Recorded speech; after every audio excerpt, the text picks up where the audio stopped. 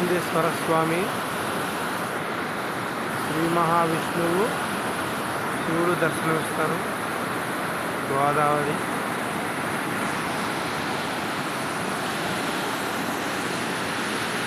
తాత్కాలికంగా వాహనాల కోసం వేసిన మార్గం.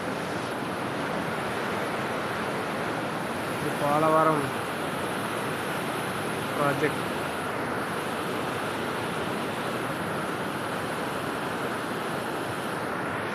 నిర్మాణం పనులు.